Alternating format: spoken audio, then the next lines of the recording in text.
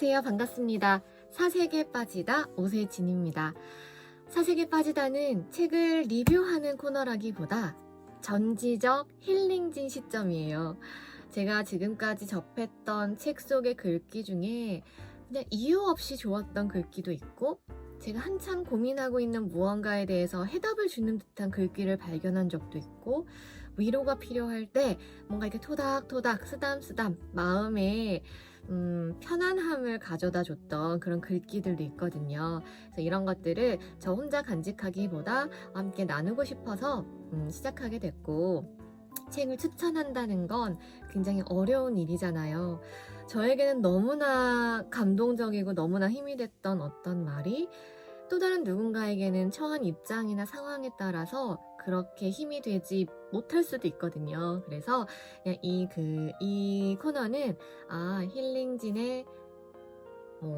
힐링진이 책 속에서 건져 올린 한 줄 글귀라는 표현으로 제가 이야기를 하는데, 수요일날 오전에 진행하다 보니까 이번에는 좀 더 희망에 대한 거 혹은 행복에 대해서 한번 생각해보는 시간을 가져보고 싶어서 오늘 책을 선정하게 됐고요.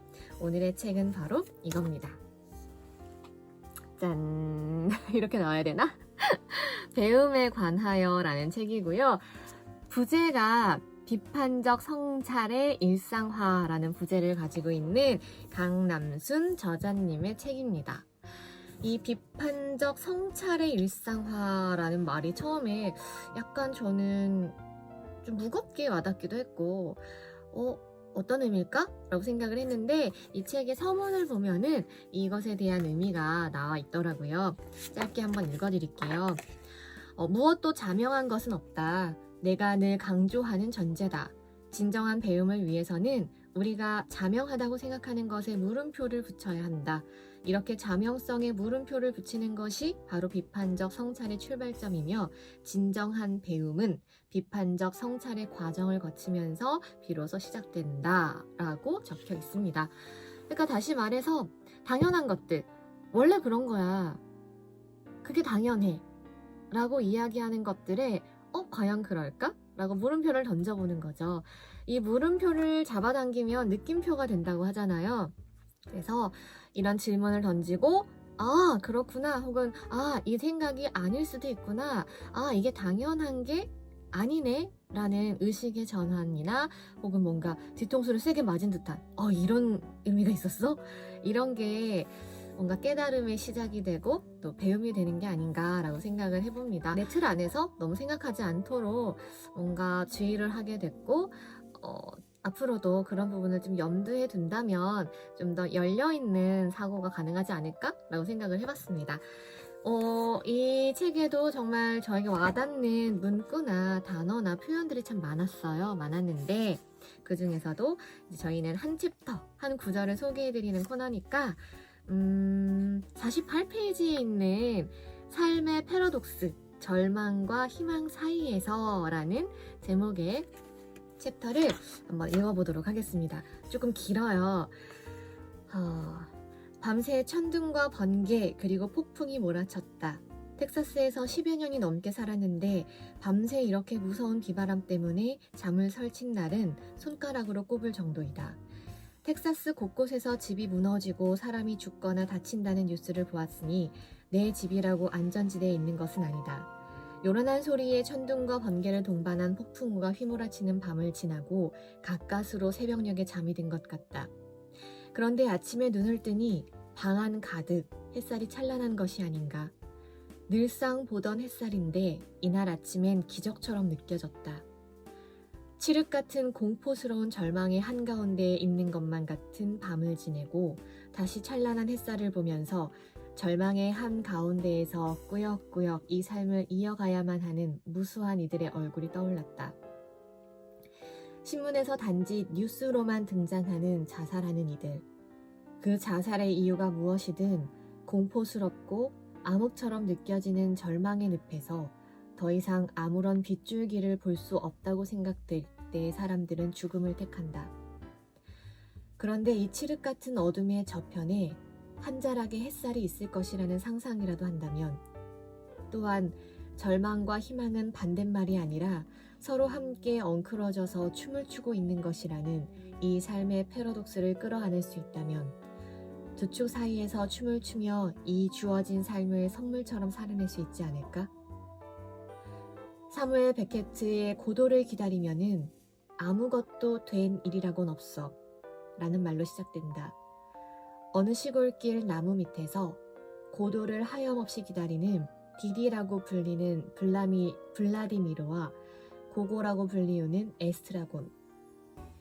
이들은 고도가 누구인지, 왜, 그리고 언제부터 그들이 고도를 기다리고 있었는지 알려고 하지도 않는다.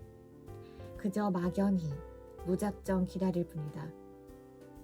끝없는 기다림 자체가 이들의 일상적인 삶의 목표가 되어버린 것이다. 그러다 그토록 기다리던 고도는 결국 오지 않을 것이라는 것을 알아채고 절망하여 자살이라도 하려 하지만 그나마도 용기가 없어서 못한다. 결국 디디와 고고는 이제 떠나자 라고 말은 하지만 조금도 움직이지 못하고 그 나무 밑에 여전히 머물고 있는 소심한 모습을 보인다. 이 고도를 기다리면은 우리의 삶과 닮아 있다. 고도와 같은 무엇인가 나의 삶에 의미를 주는 것을 나 밖의 외적 세계에서만 찾으려고 하는 성향이 대부분의 인간에게 있기 때문이다. 이 고도가 신이든 직업적 성공이든 물질적 부유함이든 우리는 이유도 모른 채 이 삶의 의미가 마치 외부에서 주어지는 고도를 기다리기만 하면 충족되는 것처럼 그 어떤 것이 나타나기만을 기다리고 있다. 그러나 이제 그러한 삶의 방식을 넘어 외부에서 찾아올 고도를 기다릴 것이 아니라 단호히 기다림의 나무 밑을 떠나 절망과 희망 사이에서 춤추기를 연습해야 하지 않을까? 나는 모든 것이 잘 될 거야 라는 상투적인 희망의 약속이나 위로의 말이 어떤 상황에서는 오히려 고문처럼 느껴질 수도 있다고 생각한다. 인간의 삶에서 그렇게 결국에는 모든 것이 잘 되는 장밋빛 인생은 없기 때문이다. 그러나 암흑처럼 느껴지는 절망의 터널만이 존재하는 것은 아님을 인지하는 것. 그 암흑을 바라보는 나가 가느다란 햇살을 만들어 암흑과 햇살 두 축 사이에서 춤추기를 연습하는 것. 그것이 살아있음에 대하여 우리가 가져야 하는 엄숙한 과제인지도 모른다. 그러다 보면 언젠가 우리는 우리 자신 속에서 돌연히 고도와 마주하게 되지 않을까? 라는 내용이었습니다. 이 책에서 와닿았던, 이 구절에서 와닿았던 부분이 바로 이거예요. 모든 인생의 장밋빛으로만 펼쳐지는 인생은 없기에 막연한 희망 고문을 하기보다는 인정을 하는 거죠. 힘들 수 있고 절망의 터널을 지나갈 수도 있지만 그 가느다란 희망의 햇살은 나 자신만이 만들어낼 수 있는 거니까 그럼에도 불구하고 의지를 가지고 주어진 삶을 숙제가 아닌 뭔가 축제처럼 살아가 보자. 그리고 내 삶의 방향을 선택하는 것은 다른 누구도 아닌 나 자신이다. 저는 이게 한참 저도 뭐 교통사고 이후에 힘들고 또 개인적인 사정으로 어려움을 겪고 있을 때 그래, 그 가느다란 햇살 한번 만들어보자 라고 생각했던, 저에게 힘을 줬던 구절이거든요. 저에게도 우울한 나, 힘들어하는 나, 걱정 많은 나 분명히 있어요. 굉장히 많죠. 하지만 오늘의 나를 선택하는 건 내가 할 수 있는 유일한 일이기 때문에 저는 이왕이면 긍정적인 나, 또 건강한 생각을 하는 나를 선택하려고 노력하고 있어요. 물론 매번 그런 건 아니에요. 저도 막 우울함이 밀려들거나 뭔가 이게 휘몰아칠 때가 있거든요. 그러면 이제 침잠하는 거죠. 점점점 내려가요. 근데 내려가다 보면 언젠간 올라간다는 걸 그래도 경험을 통해서 알 수 있었기 때문에 그 덕분에 그래도 의연하게 조금 받아들이게 된 것 같아요. 너무 감사히도. 근데 이 책의 저자도 이렇게 말을 하죠. 제가 마지막 부분에 읽었던 말인데요. 암흑처럼 느껴지는 절망의 터널만이 존재하는 것은 아니다라는 것을 인지하고 그 암흑을 바라보는 내가 그 가느다란 햇살을 만들어낼 수 있다는 것을 믿어보자. 이게 정말 저에게 큰 힘이 됐거든요.